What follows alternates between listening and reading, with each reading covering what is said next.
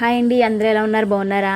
ఈరోజైతే మీకు నేను పుట్టగొడుగుల కూర ఎలా ఉండాలో చూపిస్తానండి. మేమైతే వీటిని పుట్టగొడుగులని అంటాము. చూసారా, దాన్ని ఓపెన్ చేసిన తర్వాత ఇట్లా ఉన్నాయి. ఇప్పుడు చూపిస్తున్నాను కదండి, దాని పొట్టు అయితే అట్లా తీయాలి.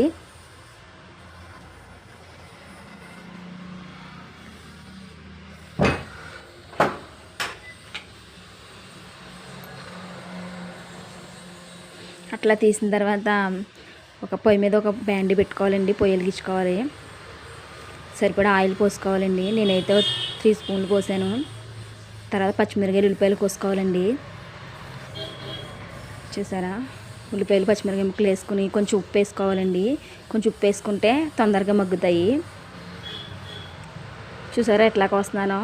నేనైతే అలా కోస్తున్నానండి. మీకు నచ్చినట్టు మీరు కోసుకోవచ్చు, ఎలా అన్నా కోసుకుని వేసుకోవచ్చు.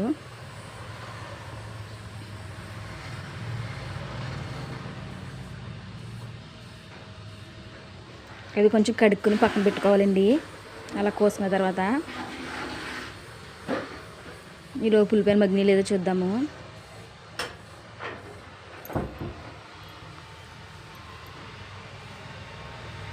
కొంచెం మగ్గాలండి, కాసేపు మగ్గనిద్దాం. ఈలోపు టమాటాలు కోసుకుందామండి. 2 టమాటాలు కోసిన తర్వాత మసాలా పడదామండి. 2 యాలక్కాయలు, కొంచెం చెక్కలు, కొన్ని ధనియాలు వేసుకోవాలండి. కొంచెం జీలకర్ర, కొన్ని టమాటా ముక్కలు వేసుకోవాలండి. ఇప్పుడు వీటిని మిక్సీ పట్టుకోవాలి. ఈలోపు ఉల్లిపాయలు ఏగినాయి లేదో చూద్దాం. చూసారా, ఏగినవి. ఇంక ఇందులో ఇప్పుడు పేస్ట్ వేసుకోవాలండి. ఇప్పుడు పట్టిన పేస్టు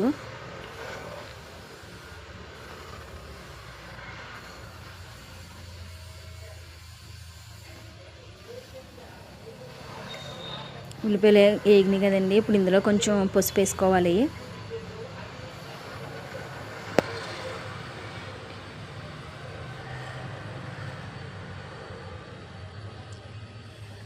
ఒక 2 స్పూన్ల కారం వేసుకోవాలండి. కారం మీకు తిన్నంత, మేమైతే సమానంగా తింటాం, అందుకని 2 స్పూన్స్ వేసానండి. ఇందాక కొంచెం ఉప్పు వేసాను కదండి, ఇప్పుడు కొంచెం ఉప్పు వేసుకుంటే సరిపోతుంది. ఫస్ట్లో వేసాను కదా.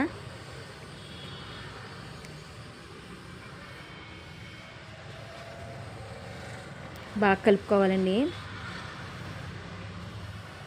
బాగా కలుపుకున్న తర్వాత ఒక 2 నిమిషాలు మగ్గబెద్దాం.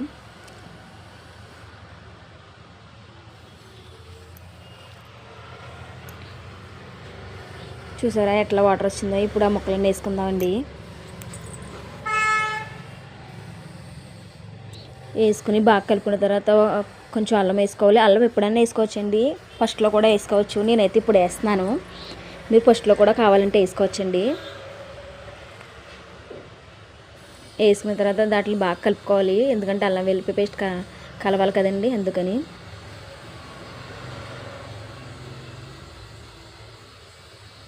ఇలా కలుపుకున్న తర్వాత ఒక 2 నిమిషాలు మగ్గిద్దాం. చూసారా ఎట్లా వాటర్ పైకి వస్తుందో? ఇప్పుడు కొన్ని వాటర్ పోసుకోవాలండి. నేనైతే ఒక గ్లాస్ వాటర్ పోస్తున్నాను. మూత పెట్టుకుని 2 నిమిషాలు మగ్గిద్దాం. చూసారా ఎలా ఉడుకుతుందో? ఇప్పుడు కొత్తిమీర వేసుకోవాలండి. కొత్తిమీర వేసుకుని కొంచెం ఉడకబెడితే అయిపోతుంది కర్రీ. మీకు కనుక మా వీడియో నచ్చితే లైక్ చేయండి, షేర్ చేయండి అండ్ కామెంట్ చేయండి. ఇంకా మీకు ఏదైనా రెసిపీ కావాలితే కామెంట్లో పెట్టండి, నేను చేస్తాను. పక్కన బెల్ కొడితే మా ఆల్ వీడియోస్ మీకు వస్తాయండి. చూసారా ఎలా అవుతుందో? ఇది వచ్చి చికెన్ కర్రీ లాగా ఉంటుంది, బాగుంటుంది. నేను టేస్ట్ చేస్తున్నాను.